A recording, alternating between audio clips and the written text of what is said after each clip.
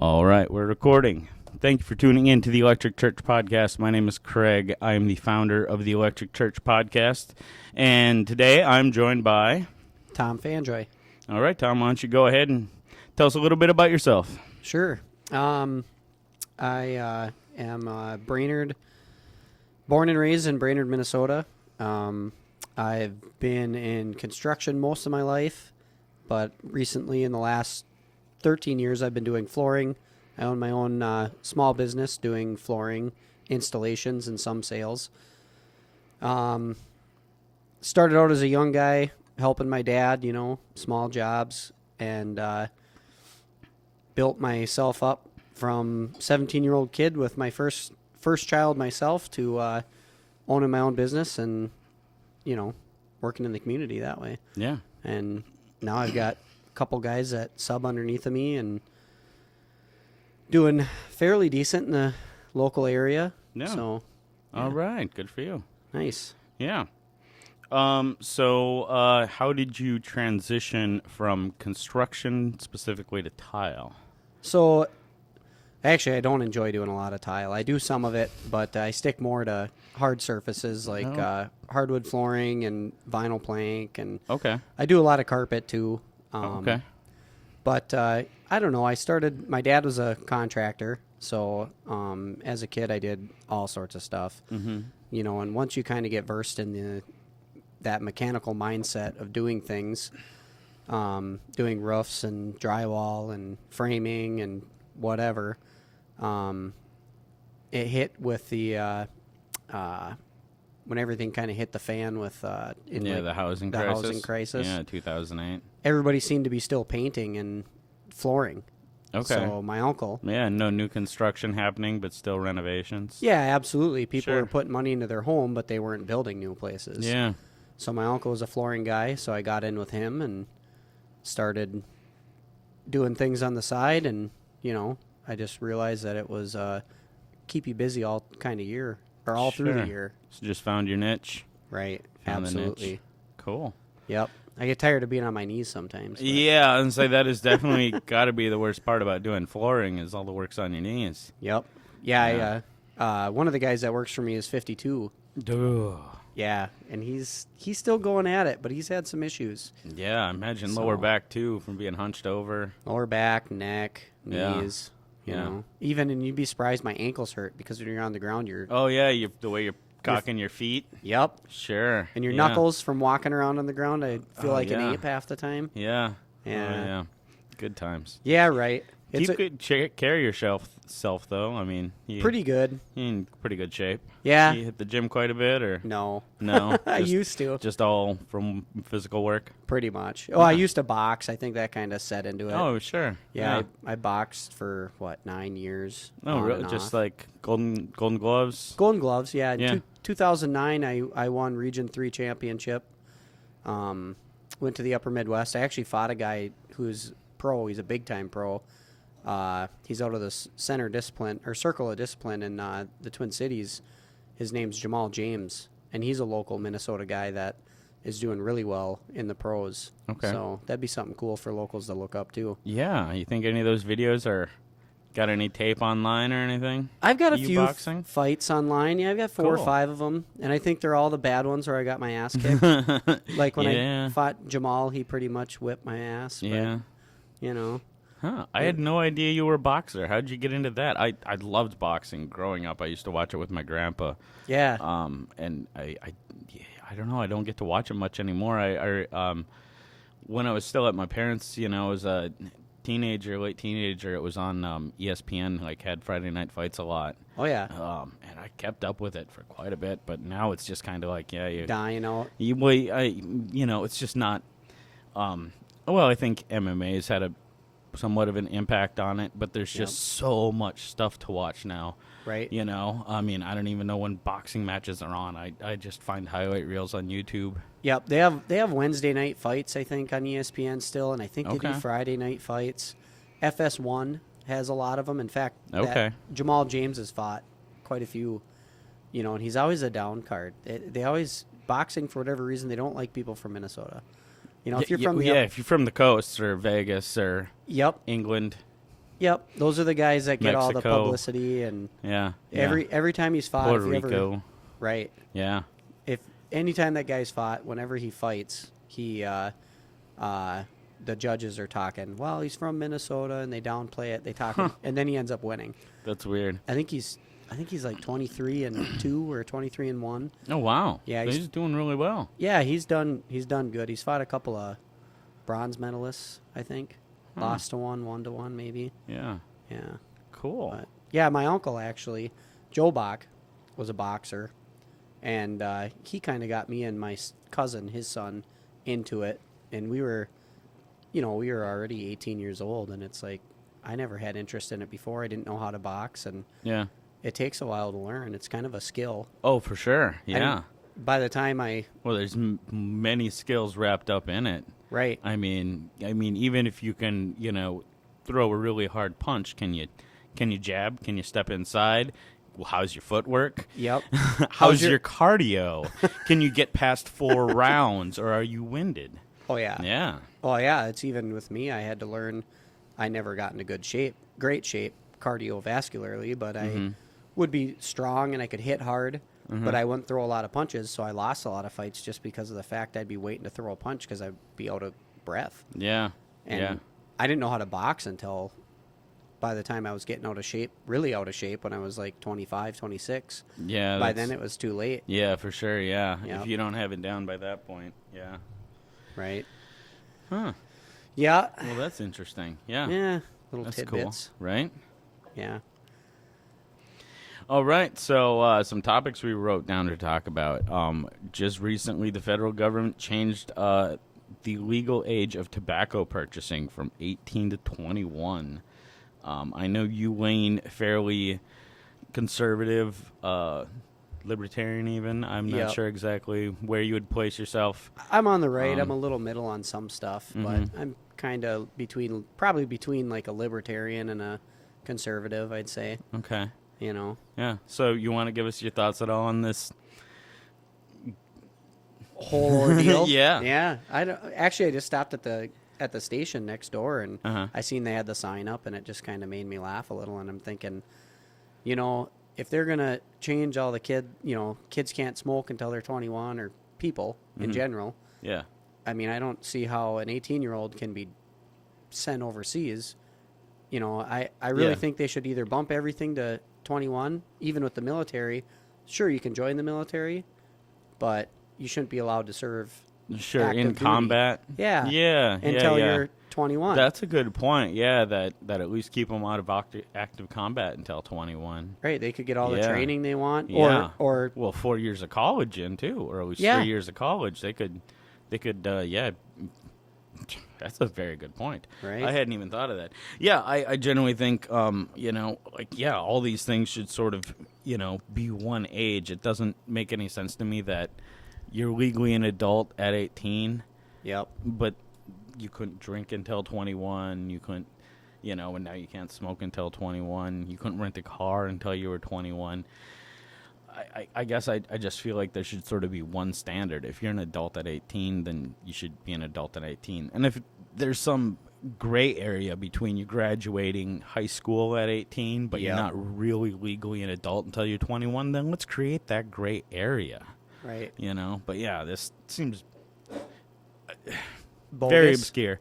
Well, and the whole thing basically started off, black market vape cartridges Yep. that were synthetic THC or something like that, or yeah, I think they were supposedly from China, but they looked like they were like so well faked that they looked Looked. like they were manufactured in Right. California. And yeah, I just isn't the age of cannabis use in those states? It's 21, I'm pretty sure. Yep. So I see a major disconnect between the initial problem of black market THC cartridges from China and raising the age of the tobacco To 21. use to 21. I Right. don't really understand that. Well, I don't know. For me, I think it all goes back to the original freedoms we're supposed to have. Yeah. And you look at the fact that they Well, even say with cigarettes, Mm-hmm. they told businesses you can't smoke in your business. Yeah. I hate cigarette smoke. The thing when I started drinking, I hated going out and being greasy and reek like an ashtray. Yeah. But who are the government to tell a business owner that you can't allow What they smoke can or in can't here? do in their business. Yeah. Right. Or yeah. or the fact that they raise a tax on the cigarettes because it's bad for them. Yeah. How many things out there are bad The for us? classic syntax. Yeah. Yeah. Yeah. Oh, did you hear Bloomberg totally flubbed? Like, God, it was probably close to a month ago, shortly after he threw his hat in the ring. He was doing some speech, and he was talking about how he wants to raise taxes on candy and things containing sugar and stuff because it's it's bad for you. Right. And so lower in I'm going to paraphrase part of what he said and directly quote at the end what I remember. Yep. Basically, he was saying that that poor people need to have these laws on this bad food to curb their habits of eating these bad foods. And the direct quote of what he said at the end, he said, oh, geez, now I'm going to forget it. He said, taxes or death, take your poison. Not pick your poison, take your poison. I thought that was just great. Yeah. I thought that was a hilarious Both of them are poison. gaffe of him, yeah. Well, you look at the way we're taxed, and you look at the things that You they mean raise. how many ways? How many ways we're taxed? Yeah. And you see it all the time. People say, "Well, we're not free," and it's true. They tie your hands. Yeah. We basically rent our land because we have to pay taxes on it. Yeah. And the taxes are getting ridiculous. Yeah, I mean, do you really own your land if you have to pay taxes on it every year? And if Yeah. you don't pay the taxes, they come and take it? They come and take it then from you. you really don't own that land, do you? No. Yeah. And then, as a business owner, the amount of taxes and insurances. And, Yeah. They talk about monopolies, and they look at forcing insurance on people and certain insurances that are extremely expensive. Yeah. And then they wonder why everybody has to work for someone, and then everybody hates the guy that can afford to pay all this. Right? Yeah. One of the conversations, one of the things me and Dave talked about yesterday is I think that just to kind of cut through the red tape, like any business that doesn't make $5,000 a year annually just operates without a license. Yeah. Right? So now kids selling lemonade at the end of the driveway, Yep. or if grandma wants to make, Quilts. bread or quilts Yeah. or whatever, and then the other thing that does is if you are starting a small business and you're waiting on paperwork, you don't have to wait on paperwork anymore. Right. You just open and you fill out your paperwork and or you fill out your paperwork and you file it once you hit $5,000 in taxes. Yep. And then the process of them coming to license you starts. Right. Because right now it's like if you want to start a business and you have the capita and the location, you're looking at 2 to 3 months before you have government approval to open the doors in a lot of cases. And to me, that's insane. Asinine. Yeah. Yep. You should just be able to just open the doors and, they're going to have to come in and do whatever they need to do licensing wise anyways. It's easier for them to come in and see what you're legitimately operating, And Right. when they come in and, for me running a restaurant, if, I don't have any food or, beer or anything in here, all I've got is cleaning chemicals and equipment, and they come to approve my kitchen, they don't see any process. They don't, Right. understand, What you're doing. what I'm doing and that I know how to properly cook and store this food, Yep.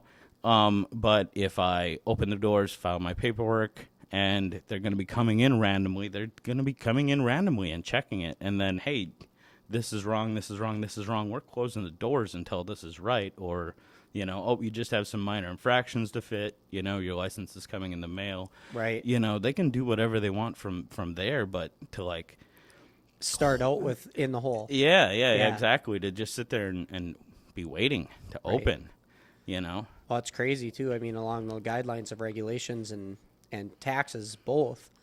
You look at the things that the reasons they use, and especially with taxes, they use things that sound great to implement these taxes or these laws, and what they turn into is a political or I don't know what the right wording is for it, but like a fiasco because they end up having 10 people regulating one thing and they don't take care of it properly. Sure. Like, for instance, one thing I've read about the CWD with the deer. And one of the things is we've noticed, and it's in Minnesota especially, the CWD they found was this illness in deer on deer farms. Well, the DNR fell back on regulating the deer farms that they're supposed to have a fence, and then I think it was 6 feet between another fence. So if they happened to get through the first one, they couldn't get out of the second one. Yeah, they didn't have enough room to run and jump over the second one. Right. Yeah. And so these deer are getting out with this disease and then infecting the wild herd. Yeah. Huh. And, you know, you look, they're supposed to have all these regulations. We pay taxes on it. We pay fines. We pay licensing fees. And then we pay for all these employees and to take care of it. And they never take care of it. Yeah. You know, it's crazy. Yeah. I mean, I think, definitely government falls short sometimes of where where those regulation dollars go. Right. Where, I think a lot of times things just get lost, lost. I mean, think of how the national park system is like billions of dollars, under budget. They don't have the money to do anything, and meanwhile, all these park bill projects go to everybody's district every year when they pass that omnibus bill. Everybody's got a couple $1 million worth of funds going to something in their district. Yep. So yeah, I mean, I think that's one of the problems you end up with a really large conglomerate government. Is so spread out. Well, I think things get misprioritized. Yep. I mean, over 51% of our budget goes to the military, and I mean, even pro-military people seem to say that's too much. That's a lot. It's too much. Yeah. Right. We want a strong military, but at the same time, how much of that's getting wasted? Yeah, and the point I like to make a lot is we have so many foreign bases, and then we're paying our military, and then they're living overseas, and that money's contributing to those economies overseas. Yeah, that's a good point. I think we could close a lot of those bases, sell them, rent them, whatever, to the governments that are in, and build those bases here and keep those dollars here in the United States and keep our troops here in the United States. Keep them home. Yep. Yeah. I understand. We don't have to. I mean, the fact that some people are, just they're not at war, but they're deployed somewhere else for 6 to 13 months and away from their family, like just not, just doing their military job of military police or whatever it is, or just training in a different country. Like, that to me is absolutely lunacy. I think we should, keep those people here, even for the majority of that training. Well, we could probably cut back on some of the people that we even have on hand if we had less people overseas everywhere. Yeah. And I'm not saying that we need to weaken our military, because I do like a strong military. Reprioritize our military. Yes, yeah, absolutely. Yeah. And then, it's crazy. I mean, I have some unpopular opinions about the military, too. Oh, I think everybody probably has unpopular opinions about something or another to somebody. Right.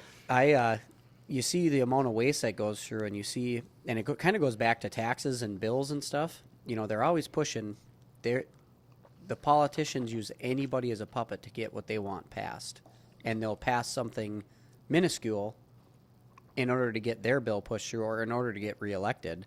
And you see, I mean, I've heard it from literally dozens of veterans, people out of the military. You see these people that have been pushed on PTSD, and a lot of people have real PTSD and have issues. But in fact, a few people that I know that in my family, I mean, they're living off from the government, and they're partying and running around and getting a full Social Security, and just because the government allowed it. Yeah. And it's like, and I know that's not all of them, but I think that a lot of people abuse that system like any system, Sure. And it's crazy. Yeah, the one piece of news that I found really disturbing in the last few years about waste within social programs was it was like suitcases full of cash leaving the Minneapolis airport that like Somali families were running this scam where they would, one of them would be the what do you call it, daycare. Yep. And then people would come in, check their kids in, and then they would all get paid for a full day, and they would only be there for like 20 minutes, and then check them back out, and then, all this, top cheese off the scam was just going in suitcases and being shipped overseas. And I never heard any resolution to exactly what. They did an investigation and found that there was like between $2 and $6 million missing or something. They weren't even sure how much had been scammed out of the system. Millions. I was absolutely flabbergasted. So yeah, I mean, I think we need better social programs. Yep. Better ways to regulate it. Yeah, I mean, I think social programs are a good thing. When people fall down, I think that, the society should be there to help them. But yeah, the amount of it does seem to be that there's a lot of waste and inefficiency, and corruption, and yep. It seems like if you're really good at paperwork, you can get government help. Yep. Absolutely. Well, and I voice my opinion a lot of times against some of the social programs because my wife and we were pregnant at 17. We had 3 kids that we didn't know what to do with before we were 22, and for majority of it, I worked and she stayed at home. But then when she started working out, it helped. But we lived in low income housing. We received, assistance, and it helped us. It helped us get on our feet, but we also wasted it. I got a lot of, stupid tickets, a couple of assaults and disorderly conducts, and spent the weekend in jail. Got my ass kicked by a few cops one night. That was fun. But, and it was all because I had the ability to take my $100 in food stamps or whatever, and then spend that $100 that I would have spent on food on booze. Sure. And so I see both sides of it. I do see a huge need for low-income people to get help and a hand up, but I see a lot of waste. When we lived in the Mississippi Terrace buildings in Brainerd, and I mean there was numerous people that just lived there and basically squatted. Really? Oh yeah. I mean they lived there. All their bills were paid. They would work enough to get their income tax, and they'd go from job to job. And I mean it was kind of sickening because we were both working. We were trying to pay our way, and we worked our way out of it. Yeah. Took us a few years, but that's the idea. Yeah. Yeah, that's the idea. And but there's nothing wrong with receiving help. I mean, it might hurt your pride or, but the fact is that a lot of people abuse it, and the state tries to hide that. I've got a few friends that are social workers, and they try and tell me all the time, well, that the abuse isn't real. It's not what they say it is. And I'm like, well, of course you'd say that. That's your livelihood. I mean, I guess the fact that that scam happened and there was never really much of a resolution, and there wasn't much talk about it in the news. Yep. I think somewhat legitifies the fact that you're right. It's at least kept as quiet as possible. Right. Yeah. Yep. And I think that's not a solution. I think that a discussion definitely needs to happen here.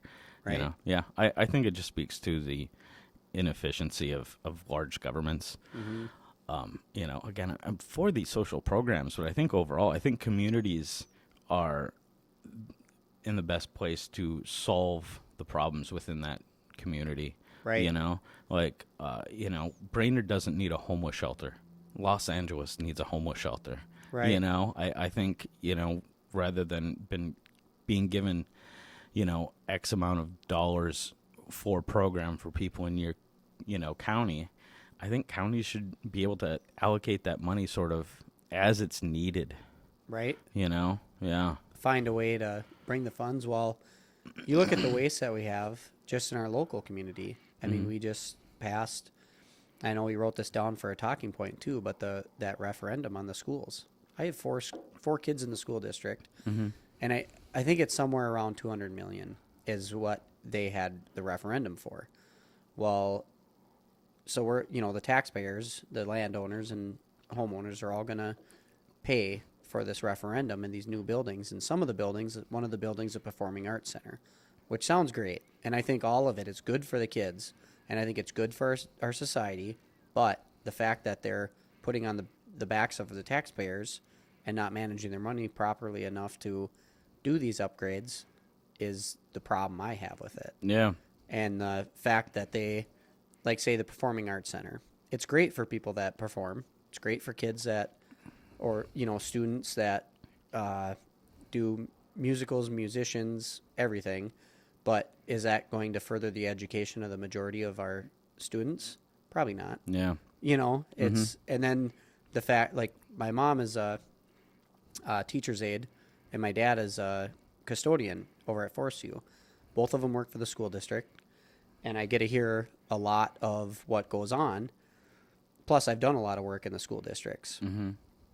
So to see and hear the waste that happens, and then for them to pounce another $200 million, plus they were over budget by about $80 million already, so now it's $280 million, or $250, $280. Yeah. And it's like, well, when is it going to stop? When is the bleeding going to stop to the guy who pays the taxes, the guy who pays the bill? Yeah. And they don't care. They just throw themselves a raise and, Yeah. lay it on us. Yeah. Initially, Congress was paid per diem. Really? Yeah, per day. I didn't They know didn't. that. They didn't get the pension. They got paid for when they were in session, and that was it. Crazy. Yeah. And now it's a lifelong. Oh, You yeah. keep getting. Yeah. Well, who is you, that? You do two terms and you're set, man. You keep getting that salary. I can't remember the guy. He was a Republican from Wisconsin that retired. Young guy, Ryan. Oh yeah. The governor. Yes. Yeah. I think his last name was Ryan. Yeah, Ryan. he was. I don't know. I'm Ah. bad with names, but so he retired, life benefits, and it's like the guy's like 42 or something. Yeah. And I can't. What's he even gonna do? Yeah. Right. Yeah. And it's just, to me, it's just a sham. You go out and you do all this, and the whole point of being a public servant is to be a public servant, not Yeah. to get a pension and then walk away from it. Oh, but yeah, it seems like, I think most politicians aren't in it to be public servants. They're No. in it. Yeah, it's a self-serving for sure job. I think they want to be important first and foremost, and yeah, they Right. want to enrich themselves some way. That's the only reason I think Trump became a politician in the first place, is to increase his brand. Oh, I wouldn't be surprised. I can't even imagine how much money he's going to make selling "Make America Great Again" hats and everything else. Yep. Everything else. Yeah. Yeah, the guy definitely has a mind for making money. Yeah. And you don't know what his incentives are. And it's funny because I do a lot on Facebook. I'm pretty bad with that. But, people are always, oh, you're a Trump supporter and blah, blah, blah, blah. And I'm like, well, yeah, I am a Trump supporter. I voted for the guy. But at the same time, when he does something stupid, I call him out on it. Yeah. Like, I don't see the whole polarized division of politics. It Yeah. drives me insane. Yeah, I haven't voted for a presidential candidate that's ever won, so I understand disliking a president, but I always try to be objective. Yep. And not be swayed by hyperbole, Yep. and to criticize him based off my actual principles, and not his, on what and someone his else says. actions. Yeah. Yeah. And certainly he's a very uncouth person who says a lot of very disagreeable things. Yeah. Or you dumb know? shit. Yeah. Yeah. He certainly does stupid things too, but I'm not gonna spend my life focusing on criticizing the guy. Right. You could spend your life focusing on any individual and finding all their flaws and tearing them apart. Absolutely. So- Well, that's even with Obama. I bashed him quite a bit. Mm-hmm. And I kind of was growing in my political views and ideals, but I voted for the guy his first term, Yeah. thinking everything I heard on the TV was Right. he's going to be in the middle. He's going to make everybody work together, and and then as I learned and grow, I was like, well, I didn't really like the guy. He wasn't that bad of a president. Could have been a lot worse, but there was a lot of things I really disagreed with that he did. Yeah. And it's the same thing with Trump. I have no problem criticizing Obama on a few major things. Fast and Furious Oh yeah. was a absolute blunder. Right. I'm not a fan of all the things that were written into ACA. I think Yep. everybody, even the Democrats, kind of admit that it's not a functioning program. Right. And I think that's one of those things where, once too many chefs get their hands in the broth, and I think that's exactly what happened is probably a good idea just got spoiled by everybody wanted to get their pork in there, Yep. and their little slice of making that law, getting something out of that law for them or their party or their interest group. So I don't blame ACA being a mess on him, but it happened during his administration, Right. And to me, my biggest criticism of Obama was, drone bombing of 7 countries, like Right. more than any other president ever. And in all fairness, Trump has surpassed him. Oh, He's yeah. already done more drone attacks. Yep. So I have no problem criticizing Trump on the exact same issue there. I just read a thing the other day that in the Iraq War, in 18 years, the conservative view was 250,000. Up to 500,000 citizens of Iraq dead. Yeah. And it's like, at what point can you say, was this war worth it? Right. Yeah. Yeah. And it's like, I totally agree. Saddam Hussein was a nut job, and he didn't do great things. But at the same time, especially speaking to guys who served over there in like Desert Storm and were in the military, and they're like, Saddam kept him in check. Yeah. He kept some of the nut jobs in check over there. I think there's a lot of legitimacy to the idea that he was a stabilizing figure in the region. Yep. I mean, we've certainly seen a lot more instability since we came in there. Right. And got rid of him and a few other key players. Right. I mean, between, Iraq being what it was and ISIS being what they are today. Yep. The Islamic State. I think I'd rather go back to having, It's such a complicated area. I mean, Yeah. I try to wrap my head around it, but it's there's the Sunnis and the Shiites and the Kurds and, the Iranians and Israel, and it's like, holy crap, there's so much to bring in. Yeah, I know. There's so many complex things going on. I mean, I'm going to be the first to admit I have a very novice understanding of Middle Eastern politics. Yeah. I'm just saying as a broad stroke, what I've seen as a result of us going into that region hasn't been beneficial. No, and it hasn't to been. us or them. Yeah, yep. Well, which I think that's was kind of the point of the war. As it was sold to us is, we're going to get rid of these bad actors. We're going to make the region more civil. Yep, it's going to be more a democracy. diplomatic. Yep, diplomatic. Yep, when we're going to make these countries get along, and we won't have to worry about this terrorism. Right. And 19 years later, here we are. Yep, still talking about it. Yep, babies are all going out to fight the same war that their dads war did. that wars that were started before they were born. Yeah, it's crazy. Yeah, my cousin graduated from high school last year, and he joined the Army, and he's going to college to become an electrician. So, he probably won't see any combat. But, here he is. Like, he has the possibility to be deployed to a region to be in a war that happened before he was born. Make sure you don't buy a pack of cigarettes, though. Oh, he might be thrown in the brig. Actually, I think the Army goes by whatever the laws of the nation that they're in at the time they is. do. Yeah, because I know somebody that was joined the Army when she was 18 or 19, and she went to Korea and was amazed that she could legally drink on the base and everything. Yep. My uncle's in Germany, and he's, at 18 years old, they could drink. Yeah. It's like, well, that works. Yeah. Yeah, it's crazy. I don't pretend to believe everything about the whole area, but I know one thing's for sure is I think the majority of us would like to see less of our money going over there. Yeah. An estimate, I want to say they said it was $2 to $2.5 trillion has been spent there. Yeah, something like that. It's like over $2 trillion. Just in Iraq. Yeah. Yeah, and meanwhile our debt keeps crawling up. Yeah, that's trillions of dollars too. Like, I don't think we can. It's not sustainable. No, it's really not. Spilling blood like that, it's just like sooner or later we're gonna run out. Yeah, But Yeah. we could just make the policies. We'd be in good shape. Right? Yeah.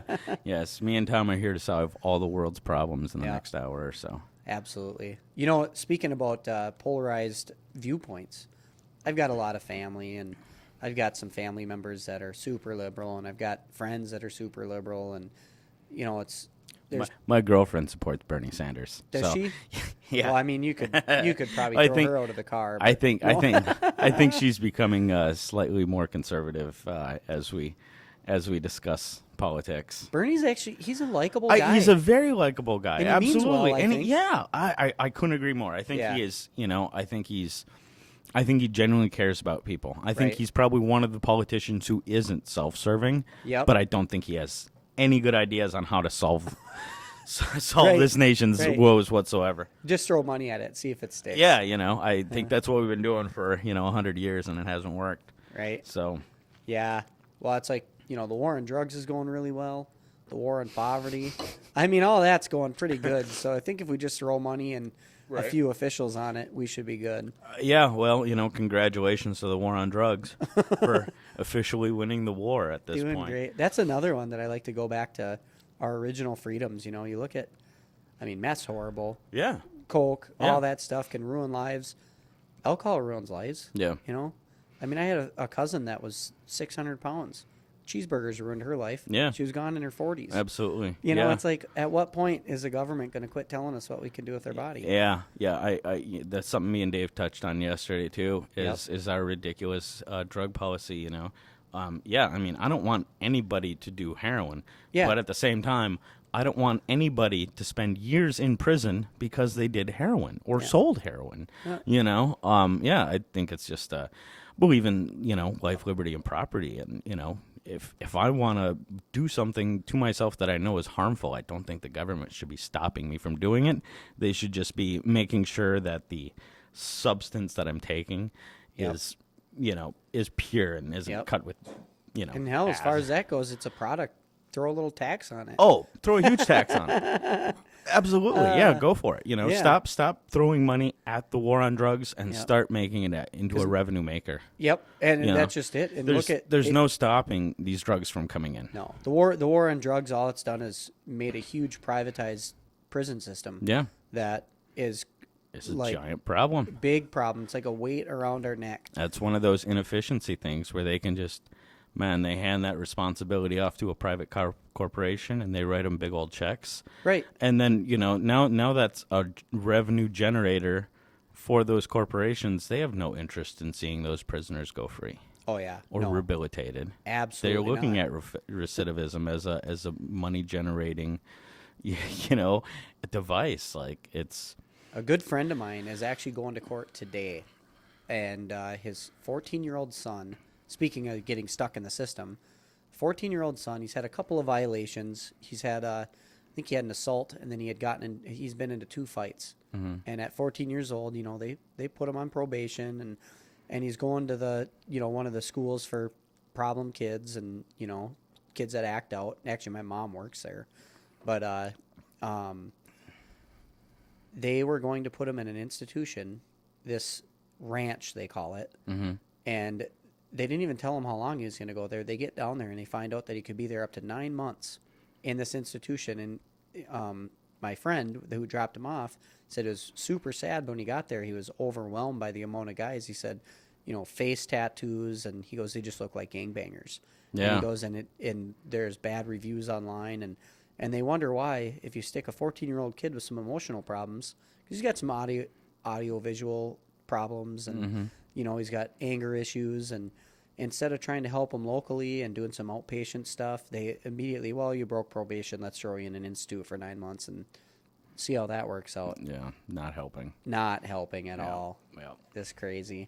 So he's going to court today. He went and picked his kid up. I was pretty proud of him because he's like, you know what, I'm not letting my kid stay there for 9 months just to be institutionalized and hate the government, hate me, hate everybody, and then get stuck into a life of drugs or drinking or, He's like, I'm going to go get him, and we're going to try and get something else figured out. He goes, otherwise I'll hide him if I have to, because I'm not letting my kid get into that. Yeah. And he's had other family members that have gone through this, and he's seen what they've done.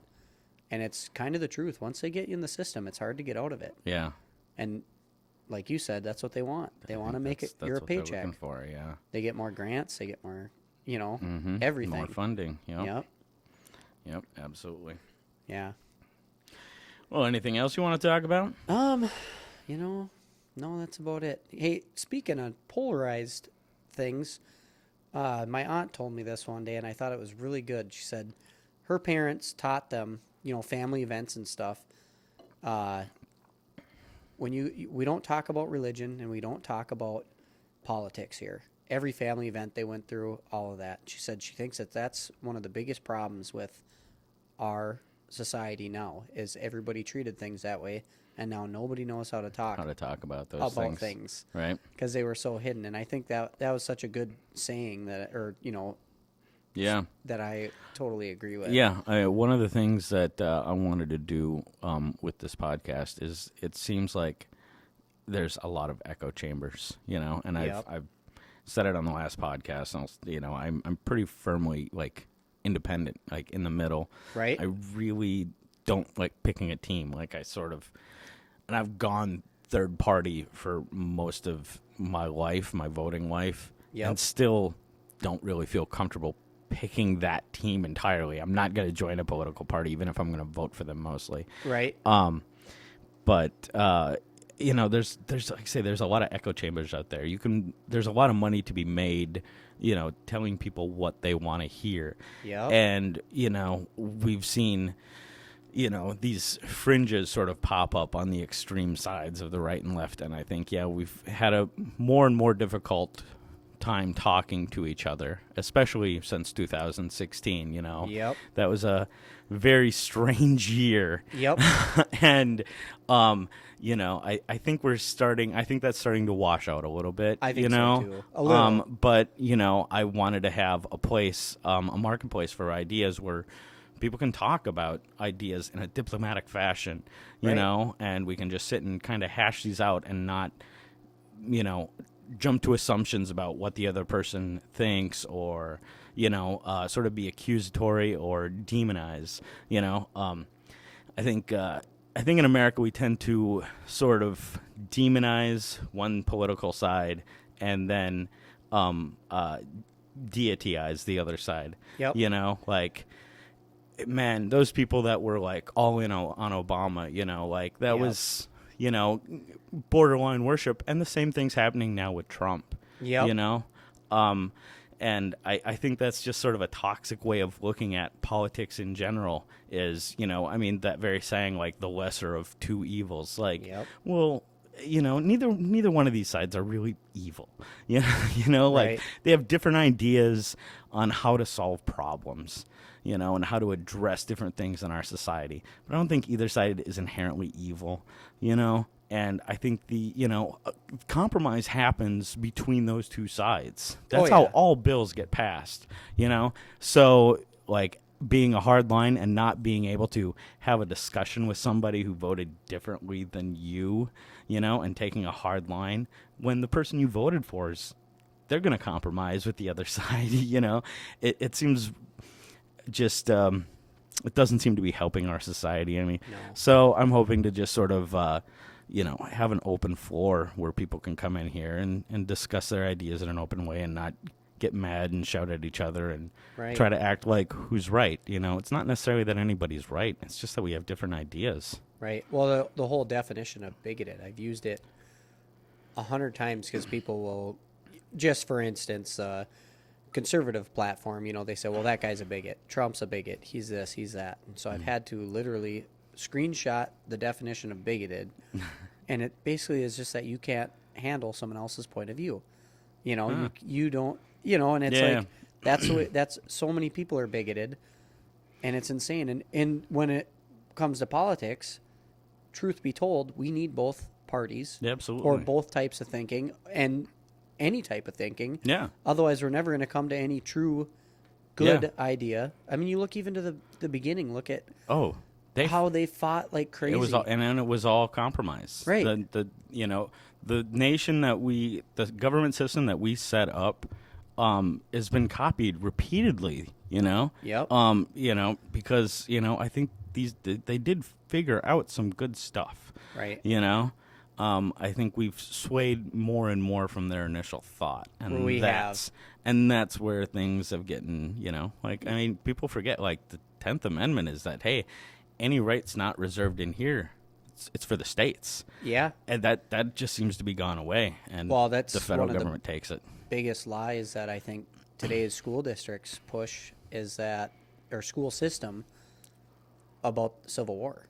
I mean, of course it was about slavery. That was one of the biggest issues. But one of the other big issues that they don't really emphasize like they used to is the taxes they had on their crops. Yeah. The things that they were pushing federally, and the states were saying, hey, this is our right to regulate. This is our right to deal with, not yours. And in fact, I never knew this until I watched a documentary that the South was going to come to make a deal saying we'll abolish slavery if we end this war, as long as we can, and then regulate it. And Abraham Lincoln actually kept them hidden, the delegates, until he really? could. Yeah, Abraham Lincoln, he was a Republican and he had great ideas. He didn't even want to end slavery. He wanted to end the war. Yeah. And what he ended up doing in realistic, view is he crushed states' rights. Well, he wanted to preserve the Union. Yeah. He started and ended the war. I think the war started almost immediately after he was elected. Pretty much. But yeah, that's such an in-depth historical conversation. I admit that my knowledge of Abraham Lincoln and the Civil War is pretty limited. I mean, I know there was, I know that the South was contributing more to taxes than the North, and that was a big deal to them, for sure. Well, and slavery was one of the biggest issues too. Absolutely, yeah. There was, and there was abolitionists who owned slaves and, were abolitionists at the signing of, the revolution at the time of the Revolutionary War. Yep. So there's already that movement had been around for almost 100 years, or over 100 years, where there was people in this country that weren't comfortable with slavery at the founding of this nation. And you look at that whole idea of slavery too, and how people today are blamed for it or whatever else, and you actually look at the percentage of people who owned slaves was very small, minuscule. Yeah. And one of the things that I find most puzzling is that some people like to use slavery as a criticism of capitalism. Yeah. But capitalism being the mutually agreed upon exchange of product for labor or monetary value. So if you're inherently forcing somebody to work for nothing, Yep. That's not capitalism anymore. That's Yep. Slavery and capitalism are just opposed to each other. You can't, Yeah. the plantation owners who collect all the cotton and eventually sell it. At that point, they're, engaging in capitalism when they're selling the product. Right. But at the point of production where they have slave labor making it, that's slavery. That's not capitalism. Right. Capitalism at that level would be him paying people for their labor. Well, that's like the whole argument for socialism, and people. I don't think anybody can completely wrap their head around different governments having different types of socialism, but they'll say, well, that wasn't the same kind of socialism that we want. And it's like, none of them wanted that when they started. Yeah. And it's... Me and Pete are going to have a pretty in-depth conversation into sort of social programs this coming Sunday, I think. 'Cause initially, we were talking about having a discussion about a planned economy versus a market economy. Yep. But in my discussions with him since then, he's really not for a planned economy. He doesn't want actual socialism. He's just in favor of more, social democracy or democratic socialism. Yep. So yeah, that's going to be an interesting conversation to have with him next week because, again, I'm for strong programs too. I just think we probably have a different way of sort of going about them. Right. Well, people always use Social Security as a socialist. That's a socialist deal. Well, Kind I would disagree because the only people who pay into Social Security are workers. Yep. That's my whole argument with it Yeah. is people that are working are paying that. Yeah. And the only thing socialist about it is the fact that the government steals from it constantly Yeah. and uses that reallocates that money. Yeah, exactly. In the Yeah. wrong way. Yeah. That money is supposed to be set aside exclusively for Social Security. Yep. And those coffers are almost empty. The government has Oh. taken that money and used it for different things all the time. I think our Yep. age guys, I don't even think we can get Social Security until we're like 67 or 67 years old for people like you and me, yes. Both of my grandparents died at 73. So, like, I'm just Yeah. going to find myself in someone's stairwell putting carpet on their steps, Yep. keeled over. Yep. And Oh, I yeah. hope it's an asshole, too. You know? I hope it's some guy who's bitching about something and I'm dead in his steps and he's got to carry me out. Yeah, I think, unfortunately, that is becoming a harsh reality for people our age. Is it is probably going to be working until you're dead. Oh, yeah. Because, I mean, I don't think Social Security is going to be enough to cover us, you know. Yeah. I don't think so either. You know, and it's not enough now, right? you know. Guys like you and me, I don't think we'll have an issue. I have a feeling I'll probably work as long as I possibly can because Yeah. what do you do with your time? Yeah, right. You know? Yeah. But at the same time, I'm sure as hell not going to be on my knees when I'm 70. Right. Might be a Walmart greeter or something. you Yeah. know? Yeah, But- for sure. Well, yeah, that's to be perfectly honest, I think I would be driven insane by retirement fairly quickly, yeah. Yeah. I don't think I would be able to sit still. Well, you have to, first of all, you have to spend your time doing something or you sit at home and watch TV all day. Yeah. So you're either going to kill yourself by not doing anything or you can go out and do something and spend money. Yep. So it's like you have to manage your time somehow. Yeah. You know, find things to do that are free, I guess. It'll be nice to just finally not work 60 hours a week, right? Right. Yeah. Absolutely. Not. I'm just going to throw my phone out the window, I think. Right? Yeah. Be done with it. Yeah, for sure. I'm trying to detach from the phone more and more, but Yeah. It's not easy. It isn't, yeah, especially as a small business owner. I mean, even on Mondays, you know, like I try to take Monday completely off, and I probably have checked my email at least once by 7 a.m. Oh, yeah. on a Monday, you know, and it's like why? Why? Right. But, yeah. Never ends. It doesn't. But, all right, we're ready to wrap her up. Yep. All right. Well, thanks again for coming in, Tom. I appreciate it. No problem. We'll have you on again sometime. Yeah. Yeah, we'll talk some more policy and whatever current events are coming up at the day. Sounds good. All right. Thank you, everybody, for tuning into the Electric Church podcast. You can find us on YouTube, and we will see you next time.